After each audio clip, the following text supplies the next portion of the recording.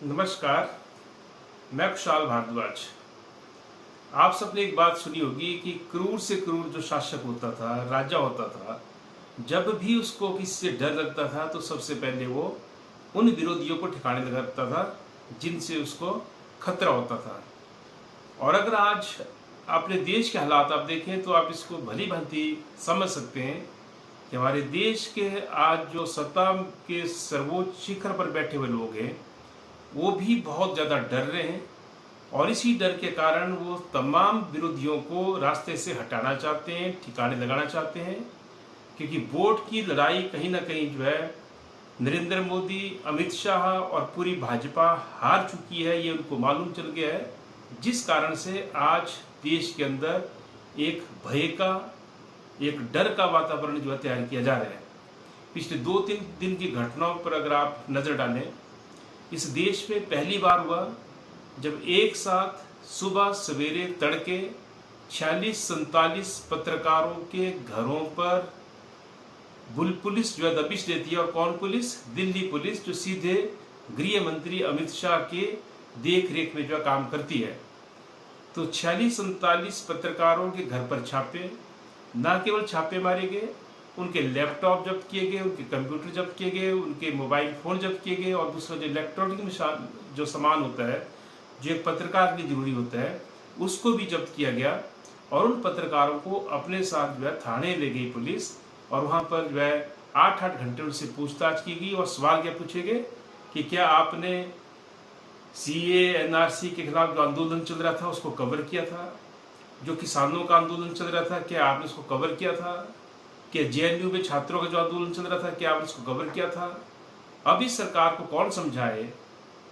ये जो तानाशाह सरकार आज है नरेंद्र मोदी के नेतृत्व में, इसको कौन समझाए कि पत्रकार का धर्म है, पत्रकार का काम है कि जहां पर भी जनता का अपने मुद्दों के लिए जो है आवाज उठेगी, संघर्ष होगा, तो पत्रकारों ने उसको कवर करना है। लेकिन बहुत सारे पत्रकार तो एनालिसिस करते हैं स्टूडियो बैठ करके, वो मौके पर नहीं गए थे। जो गए थे कवर करने के लिए उन्होंने बोला हम गए थे, जो नहीं गए थे उन्होंने कहा हम नहीं गए।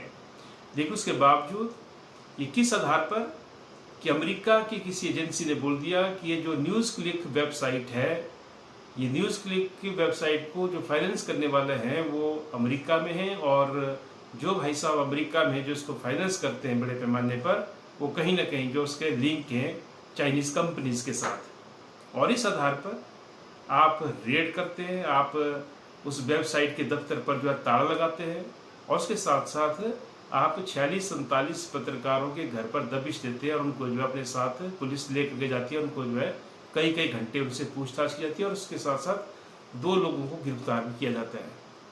अब सवाल ये उठता है कि लोकतंत्र है या ये फिर वही क्रूर राजा का शासन इस देश के अंदर चल रहा है। इसलिए साथियों, दोस्तों, आगे बढ़ने से पहले आपसे निवेदन है, आप कुशाल भारद्वाज के इस चैनल को जरूर सब्सक्राइब करें। आपको वीडियो पसंद आए, वीडियो को लाइक करें, शेयर करें, और आप अपनी राय जरूर रखें। मैं ये कहना चाहता हूँ कि आज जो पिछले 2-3 दिन की जो घटना है, एक घटनाक्रम तो है जो पत्रकारों के साथ हुआ, और दूसरा इस देश की एक प्रमुख विपक्षी पार्टी जिसको हाल ही में जो है राष्ट्रीय पार्टी का दर्जा प्राप्त हुआ है, आम आदमी पार्टी, उसके नेता जो राज्यसभा मेंबर भी हैं, संजय सिंह, उनको भी जो है ED ने गिरफ्तार कर लिया। और किस बात के लिए? कि शराब घोटाले में जो उनका भी रोल है। पिछले 2 साल से ज़्यादा समय से ये इस तरीके से जो है ED बार बार पूछताछ कर रही है, कुछ मिलता नहीं है। लेकिन अभी कुछ घटनाओं को अगर आप देखें, संजय सिंह जी, उन्होंने काफ़ी मुखर होकर के जो है ये जो अडानी और नरेंद्र मोदी के बीच में जो रिश्ता है उसको उजागर किया था। बाकी पार्टियों ने भी उजागर किया था, उन्होंने भी उजागर किया था। बड़े मुखर होकर के पार्लियामेंट में इस मुद्दे को उठाया था, और उनको जो है पार्लियामेंट से सस्पेंड कर दिया गया था, और उसके बाद उनको पार्लियामेंट में के अंदर जो है जाने नहीं दिया गया। और उसी कड़ी में अभी कुछ दिन पहले उन्होंने प्रेस कॉन्फ्रेंस की थी, कर्मचारियों की एक रैली को संबोधित किया था, और उसके 2-3 दिन के अंदर ये कार्रवाई हुई और उनको जो गिरफ्तार करके ले जाती है पुलिस।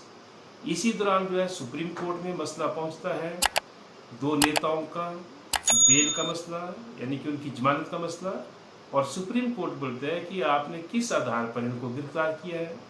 और क्या इनके पास कोई पैसा मिला है, क्या इनको डायरेक्ट पैसा दिया गया है। और जब उसमें ईडी जो है आनाकानी करने लगी और ईडी बोलती है कि इस गोवा के चुनाव में जो इस पार्टी ने पैसा खर्च किया है, तो तब सुप्रीम कोर्ट ने बोला कि तब पूरी पार्टी के खिलाफ केस क्यों नहीं बना। तो सवाल ये उठता है कि आज इस देश के अंदर जो सबसे ज़्यादा अघोषित पैसा चंदे के तौर पर मिलता है वो भाजपा को मिलता है इलेक्ट्रल बॉन्ड्स के माध्यम से। और भाजपा ने की सरकार ने ये काम किया है कि इलेक्ट्रल बॉन्ड से कौन पैसा दे रहा है, कितना पैसा दे रहा है, इसकी जानकारी जो है कोई सार्वजनिक नहीं हो सकती है। इस देश के अंदर इलेक्ट्रल बॉन्ड्स के माध्यम से 90% के आसपास, 80 से 90% के आसपास जो पैसा है वो भाजपा को मिल रहा है। तो भाजपा को चंदा देने वाले कौन है? बड़े बड़े धनासेठ हैं, बड़े बड़े पूंजीपति हैं, और उनको जो है भाजपा की सरकार फायदा पहुंचाती है, लेकिन उसकी जो है कोई जानकारी कोई हासिल नहीं कर सकता कि वो चंदा किसने दिया है। तो ये जो दोहरा मापदंड है क्यों है? और उसके साथ साथ हमें भी कहना चाहते हैं कि भाजपा कौन होती है ये कहने वाली कि फलाना आदमी चोर है, फलाना आदमी जो है डकैत है, फलाना आदमी जो है वो भ्रष्टाचारी है। आप अगर देखें इस बात को, पिछले 9 साल का शासन जो नरेंद्र मोदी कर रहा है और जो काम करने का तौर तरीका रहा है, भाजपा शासित एक भी राज्य में भाजपा के किसी नेता के घर में कभी रेड नहीं पड़ी, भाजपा के किसी नेता को कभी गिरफ्तार नहीं किया गया, उसके खिलाफ जो कभी मुकदमा नहीं चला, उसके खिलाफ ईडी सीबीआई की कभी कोई जांच नहीं होती है। और जो विपक्षी हैं, और विपक्ष में भी जो ज़्यादा आवाज़ उठाने वाले लोग हैं, उनको तरह तरह से जो है तंग किया जाता है, तरह तरह से जो है ईडी सीबीआई जैसी एजेंसियों का दुरुपयोग करके उनको तंग किया जाता है। और जब कोई उनके भाजपा की चाल में ना करके जब उनके आगे झुकने से मना करता है तो उनके खिलाफ मुकदमा दर्ज किया जाता है। और उसके बाद जो झुक जाता है, जो भाजपा को सलाम करता है, भाजपा में शामिल हो जाता है, तो तब उनके खिलाफ जो सीबीआई और ईडी की जो जांच है वो बंद हो जाती है। और जो झुकने से मना करते हैं उनको जो है जेल की सलाखों के पीछे भेजा जाता है। मैं कुछ आपके सामने तथ्य रखना चाहता हूँ इस 2-3 दिन के घटनाक्रम का विश्लेषण करते हुए। आपको याद होगा येदियुरप्पा के ऊपर भ्रष्टाचार के आरोप लगे, भ्रष्टाचार में संलिप्त थे, उनको इस्तीफा देना पड़ा था। लेकिन जब भाजपा को लगा कि येदियुरप्पा के बिना जो है वोट बैंक नहीं बन पाएगा कर्नाटका में, तो उन्हीं येदियुरप्पा को भाजपा ने जो अपना मुख्यमंत्री बना दिया। आपको याद होगा शिवसेना के नेता नारायण राणे और उसके साथ साथ कुछ और नेता शिवसेना के, और ये जो एनसीपी है इसके नेता अजीत पवार के ऊपर भ्रष्टाचार के आरोप भाजपा ने लगाए, स्वयं प्रधानमंत्री ने लगाए, अपनी रैलियों में लगाए। और उसके बाद जब यही नारायण राणे और यही अजीत पवार जब भाजपा ज्वाइन कर लेते हैं तो तब जो है उनके खिलाफ वो सीबीआई और ईडी की जो जांच है वो बंद कर दी जाती है। क्या भाजपा में जाकर के आपके सारे पाप धुल जाते हैं? यही अजीत पवार है जिनके खिलाफ कई मुकदमे दायर किए गए थे।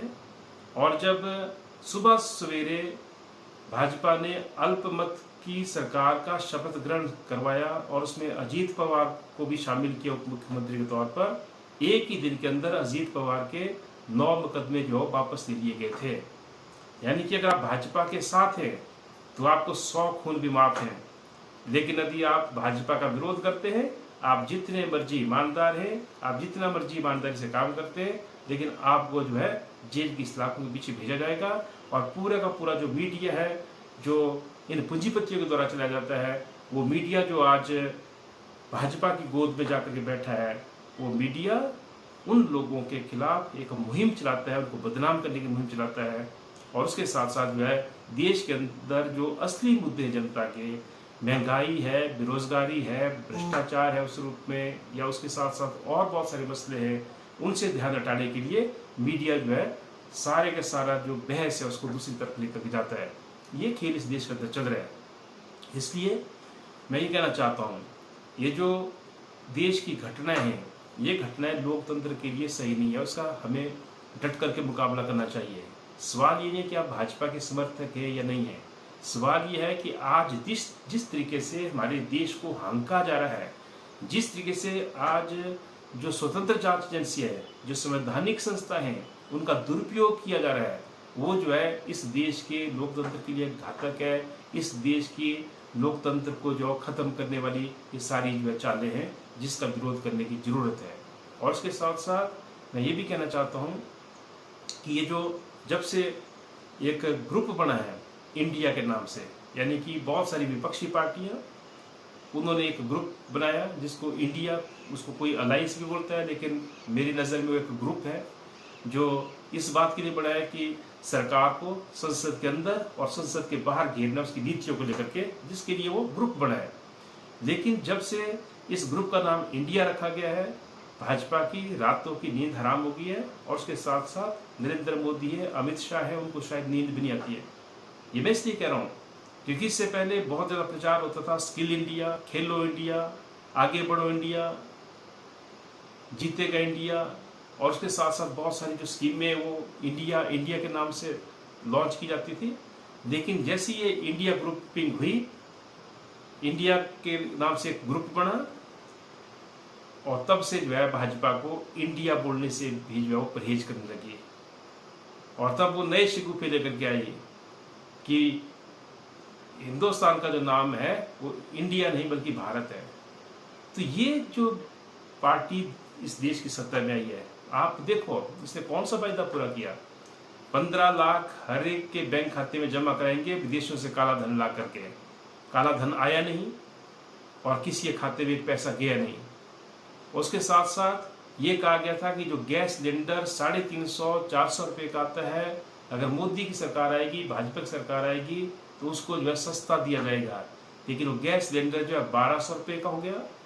और 1200 रुपये में जब आप कर्नाटक का अभी चुनाव हार गए ताज़ा, और जब लगा कि बहुत ज़्यादा माहौल जो भाजपा के खिलाफ बन रहा है, तो 1200 रुपये में से जो है 200 रुपये दाम कम कर दिया। 1000 रुपये का सिलेंडर है, और फिर उसमें भी ऐसा प्रचारित किया जाता है कि भाजपा की सरकार ने जो 200 रुपये सिलेंडर में कम कर दिया।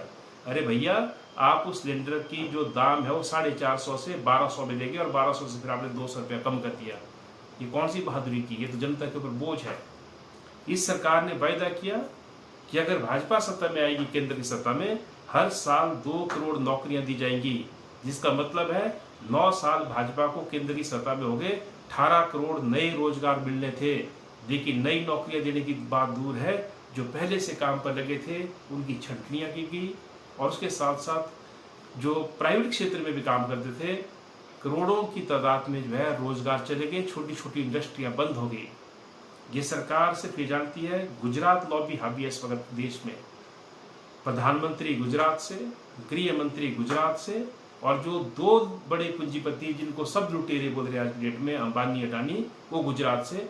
ये गुजरात लॉबी है जो पूरी देश को हाँकने की कोशिश कर रही है, पूरी भाजपा को अपने तरीके से हाँक रही है।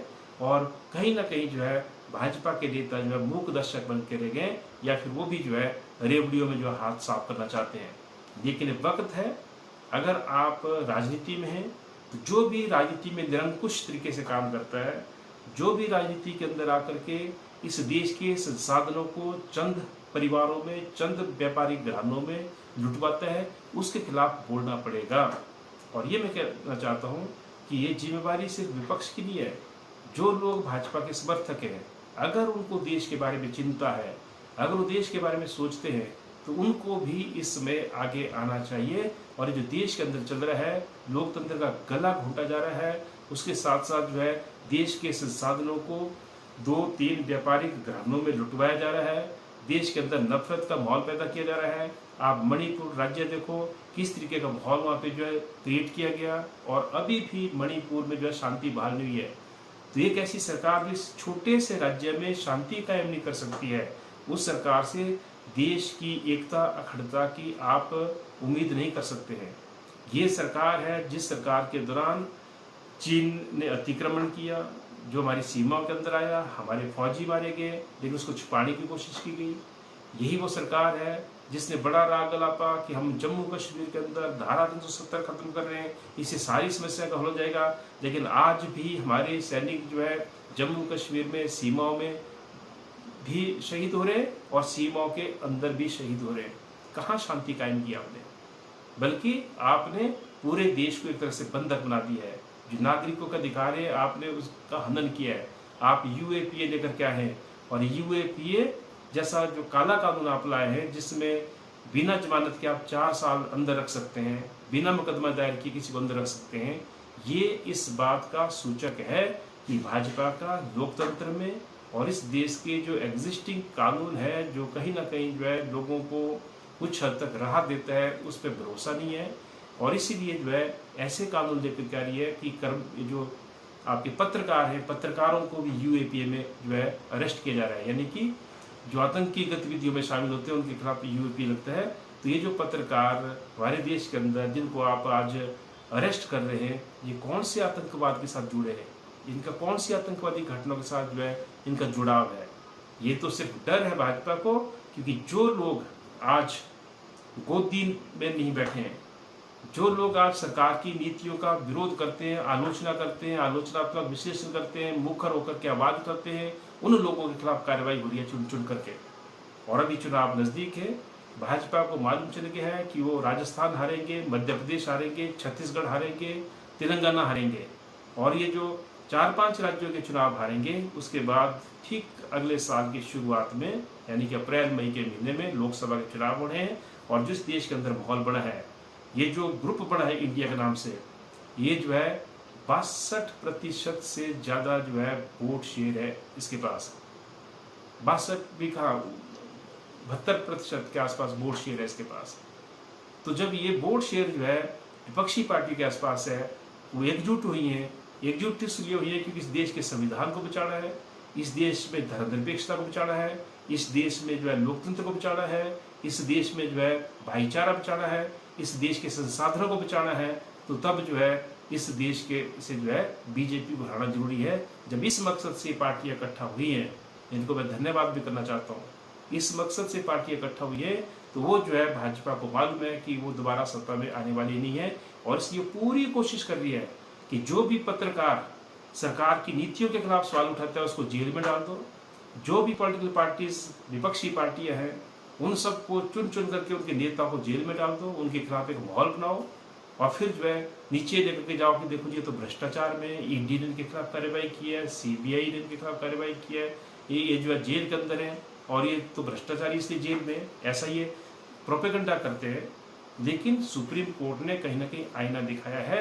सुप्रीम कोर्ट ने बोला है कि किस आधार पर आपने जो है ये अरेस्ट किया है और क्या मिला है अभी तक। और अगर आप बोलते हैं कि इसका लाभ जो है पार्टी को और उनकी पार्टी को हुआ, तो पूरी पार्टी को आपने जो है इसमें मुकदमा दायर क्यों नहीं किया? तो एक तरह से सुप्रीम कोर्ट ने एक तमाचा मारा है सरकार को। और ये जो हर राज्य के अंदर हो रहा है, झारखंड के मुख्यमंत्री को गिरफ्तार करने की साजिशें रची जा रही है, ऐसे जो महाराष्ट्र के अलग अलग पार्टी के नेता है, या केरल में जो वामपंथी सरकार है उसको घेरने की कोशिश की जा रही है अलग अलग तरीके से, ऐसे जो यूपी के अंदर जो समाजवादी पार्टी है या जो आरजेडी है, जेडीयू है, उसके नेताओं को जो है अरेस्ट करने की जो है ये साजिशें रची जा रही है। और पूरे देश के अंदर ऐसा हो रहा है, जो भी विपक्षी पार्टी है उनके नेताओं को गिरफ्तार करने की साजिशें रची जा रही है। मैं इतना कहना चाहता हूँ, इस लोकतंत्र के अंदर आप मुकाबला कीजिए, और लोकतंत्र वही है जहाँ पे आप असहमति को भी जो है प्रमोट करते हैं। यानी कि सब आपके पक्ष में नहीं बोलेंगे महाराज, सब जो है अंधभक्त नहीं होते हैं, सब तलुए चाटने वाले नहीं होते हैं। आपकी नीतियों जिनको अच्छी नहीं लगती वो आपका विरोध करेंगे निश्चित तौर पर। जैसे आप भी विपक्ष में होते हैं, आप दूसरों का विरोध करते हैं, तो किसी ने आपको जो जेल की सलाखों में झूठे मुकदमे बना करके नहीं भेजा भाजपा के लोगों को। उसी तरीके से जब आप सत्ता में हैं, आप अपने वायदे को पूरा नहीं करते हैं, आप इस देश के संसाधनों को लुटवा रहे हैं, आप इस देश के चंद पूंजीपति घरानों के कहने पर जो है वो सारा काम कर रहे हैं। आप इसके साथ साथ जो है भाजपा के लिए जो है फंड लाते हैं, हर कहीं से लाते हैं, और उसका जो है कोई हिसाब किताब देते हैं। इस देश के अंदर आप सबको मालूम है दोस्तों कि हमारे देश के अंदर प्रधानमंत्री राहत कोष होता है। प्रधानमंत्री, ऐसे राज्यों में मुख्यमंत्री राहत कोष होता है। प्रधानमंत्री राहत कोष में, मुख्यमंत्री राहत कोष में कोई भी चंदा आता है, कहीं से भी आता है, वो जो है सार्वजनिक होता है, उसका कोई भी डिटेल दे सकता है कि कितना चंदा आया, कहाँ से आया।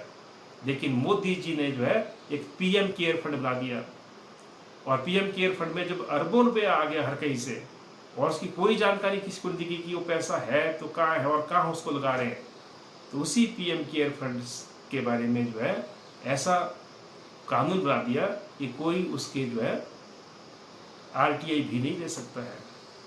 किसी कोई पूछ भी नहीं सकता है कि पीएम के फंड में कहाँ से पैसा आया, किसका पैसा है और लगा कहाँ, किसके कल्याण के लिए लगा। तो भ्रष्टाचार तो ये है ना, सरेआम भ्रष्टाचार है ये, कि आप जो है हर चीज को छुपाते हैं, लेकिन उसके साथ साथ जो है आप विपक्षियों को बदनाम करने के लिए ऐसी मुहिम चलाते हैं, और जो स्वतंत्र जांच एजेंसियां हैं या जो संवैधानिक संस्थाएं हैं उनका आप गलत इस्तेमाल कर रहे हैं। अगर ऐसा इस देश के अंदर हो रहा है तो जागने की जरूरत है, उठने की जरूरत है। 1975 में इंदिरा गांधी ने एक गलती की थी, और वो गलती ये थी कि विरोधियों से निपटने के लिए उन्होंने इमरजेंसी लगाई थी, लेकिन उनका गट्स ये था कि उन्होंने जो है वो इमरजेंसी सरेआम लगाई थी। उसका उनको जो है नतीजा भुगतना पड़ा। इस देश की जनता उठ खड़ी हुई, इंदिरा गांधी और उनकी जो मजबूत पार्टी थी उसको हरा दिया उस वक्त देश की जनता ने। लेकिन आप तो छुप करके बात करते हैं भाजपा वाले, आप जो है इमरजेंसी घोषित नहीं करते हैं, लेकिन आप जो है अघोषित इमरजेंसी लगाते हैं पूरे मुल्क के अंदर। जब आप एक एक करके सारे विपक्षी नेताओं को गिरफ्तार कर रहे हैं, और आपकी पार्टी की जहाँ जहाँ सरकार है, जहाँ भ्रष्टाचार के आरोप लगाते हैं, ना तो उनकी जांच कोई करता है, वहाँ पे कोई सीबीआई नहीं जाती है, कोई ईडी नहीं जाती है, और जो जिनके खिलाफ आप भ्रष्टाचार के आरोप लगाते हैं दूसरी पार्टी के नेता, जब वो भाजपा ज्वाइन करते हैं तो तब उनके खिलाफ मुकदमे बंद हो जाते हैं। तो आज देश की जनता समझ रही है इस बात को कि भाजपा की कथनी और करनी में फर्क है। और ये जो आज गुजरात लॉबी जिस तरीके से देश को हाँकना चाहती है, जैसे गुजरात को हाँका है पिछले कई सालों से, इस तरीके से इस देश की जनता जो है इसको बर्दाश्त करने वाली नहीं है। और इसीलिए जो है एक एक करके सिर्फ 5 राज्य रह गए जिनमें भाजपा की सरकार है। ये जो कई बार लोगों को गलतफहमी होती है कि पूरे देश के अंदर जो है भाजपा ही भाजपा, कहीं नहीं है। सिर्फ 4-5 राज्य हैं। तमिलनाडु में भाजपा नहीं है, केरल में भाजपा नहीं है, आंध्र प्रदेश में भाजपा नहीं है, तेलंगाना में भाजपा नहीं है, उड़ीसा में भाजपा नहीं है, पश्चिम बंगाल में भाजपा नहीं है, बिहार में भाजपा नहीं है, झारखंड में भाजपा नहीं है, छत्तीसगढ़ में भाजपा नहीं है, आपका राजस्थान में भाजपा नहीं है। जो बड़े बड़े राज्य हमारे देश के, वहाँ पर भाजपा की सरकार नहीं है। पंजाब में भाजपा नहीं है, दिल्ली में भाजपा नहीं है। और जब आपके पास 5 राज्य में आप सिकुड़ गए हैं, लेकिन आप दिल्ली की जो गद्दी है, केंद्र की जो सत्ता है, उसको हथियाना चाहते हैं, और उस कारण से आप सारे विपक्षियों को ईडी सीबीआई का डर दिखा करके उनको दबाना चाहते हैं, और इस देश के अंदर जो है क्रूरता से शासन करना चाहते हैं। इसको देश की जनता बर्दाश्त नहीं करेगी। ये जो है मैं कहना चाहता हूँ, ये मुझे लगता है कि जिस तरीके का शासन इस देश के अंदर चल रहा है, वो जो है उन क्रूर राजाओं की याद दिलाता है जो अपनी सत्ता को बरकरार रखने के लिए अपने सारे विरोधियों को जो कुचल देते थे। यही काम आज हो रहा है। ये लोकतंत्र नहीं है, ये तानाशाही है निश्चित तौर पर। और माफ़ कीजिएगा, शायद बहुत सारे लोग मेरी बात से सहमत हो ना हो, लेकिन मुझे लगता है ये सिर्फ तानाशाही नहीं है, बल्कि ये अर्धफांसी आतंक राज जो है इस देश के अंदर शुरू हो गया है, और जिसका मुकाबला करने की ज़रूरत है, जिसके खिलाफ कुछ ना कुछ जो कुर्बानी करने की ज़रूरत है। ये मैं कहना चाहता हूँ। धन्यवाद दोस्तों। अगर आपको वीडियो पसंद आए तो आप इसको लाइक कर सकते हैं, शेयर कर सकते हैं, और इस वीडियो के बारे में कोई भी आपके विचार होंगे आप कमेंट कर सकते हैं। और एक बात और, आज की तारीख में ये जो प्रिंट और आपका इलेक्ट्रॉनिक मीडिया है, जो गोदी मीडिया है, वो खास करके जो है सच्चाई जो है लोगों के सामने दिखाता नहीं है। तो इसलिए अगर आप किसी तरीके से जनता से जुड़े मुद्दों के ऊपर बेबाकी से अगर हमारी राय जानना चाहते हैं, तो आप इस चैनल को जरूर जो है सब्सक्राइब करें। धन्यवाद।